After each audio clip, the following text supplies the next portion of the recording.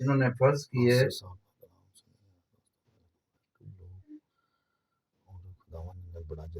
تاکہ خدا یسوع مسیح کی اس محبت کو جو اس نے صلیب پر دکھائی اسے یاد رکھ سکے۔ آج بہت سارے لوگ ہیں جو اس دن کو یا اس 40 دنوں میں روزے کے دنوں میں ہی خدا یسوع مسیح کی مصلوبیت کو یاد رکھتے ہیں۔ ہمیں تو ہر وقت ہر پل خدا یسوع مسیح کی مصلوبیت کو یاد رکھنے کی ضرورت ہے۔ ہمیں ہر روز اور ہر وقت یسوع مسیح کی مصلوبیت کو یاد رکھنے کی ضرورت ہے، نہ کہ صرف ان روزوں کے ایام میں۔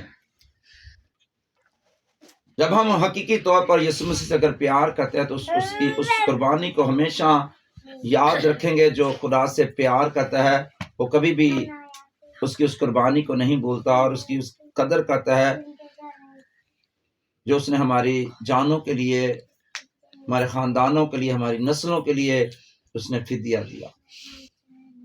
بہت سارے انبیاء کرام کا، رسولوں کا، نبیوں کا ذکر ملتا ہے کہ جنہوں نے روزے رکھے اور کسی نہ کسی کے لیے انہوں نے روزے رکھے، کسی مقاصد کے لیے۔ موسیٰ کو، ایلیا کو، ٹھیک ہے، اور ہم دیکھتے ہیں کہ دانیل نے روزہ رکھا، داؤد نے روزہ رکھا، قرآن یسوع مسیح نے روزہ رکھا، رسولوں نے روزے رکھے۔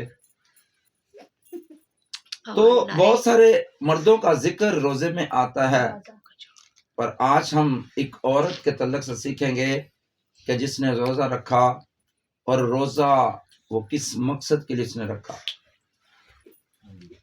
آج ہمیں اس بات کو جاننے کی ضرورت ہے کہ عورتیں بھی شانہ بشانہ خدا کے کام کو سر انجام دے رہی ہیں، جن کو اپنے خاندان سے، اپنی کلیسیا سے یا یسوع مسیح سے محبت ہے۔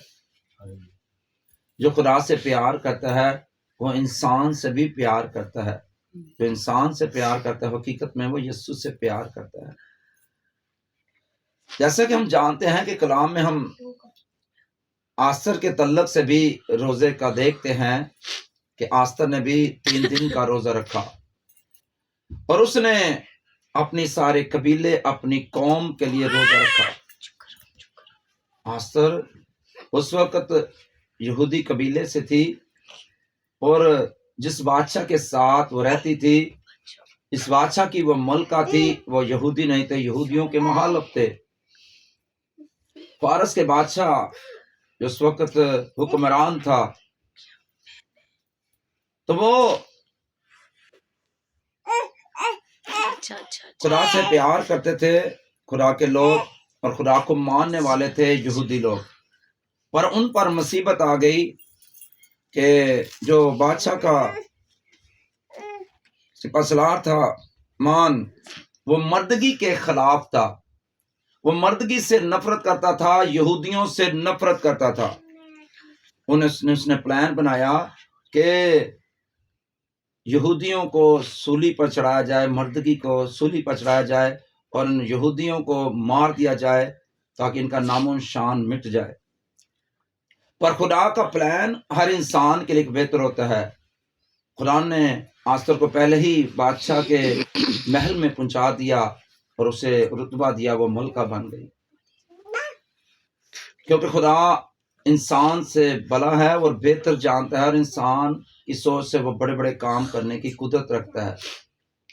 اس لیے کہ اس خدا کی بندی آستر نے اپنی قوم کے لیے روزہ رکھا، کیونکہ جب مردگی کو پتہ چلا کہ ایسے ہمارے خلاف سازش ہو رہی ہے، ہمیں مارنے کے لیے پروانہ لکھ چکا گیا ہے، بادشاہ کی مہر ہو چکی ہے، ہمیں ضرور یہ قتل کریں گے، ماریں گے۔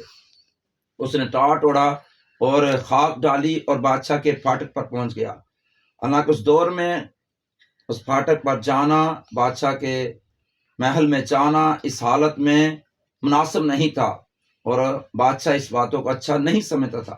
میں اس لیے آپ کو تھوڑی سٹوری سنا رہا ہوں تاکہ آپ کو سمجھ آ جائے کہ خدا کا کلام سکھانا کیا چاہتا ہے، ہمیں کیا سمجھانا چاہتا ہے، اور ہمیں آج ہم روزے رکھ رہے ہیں اور کیا کر رہے ہیں، اور ہمیں کیا کرنا چاہیے۔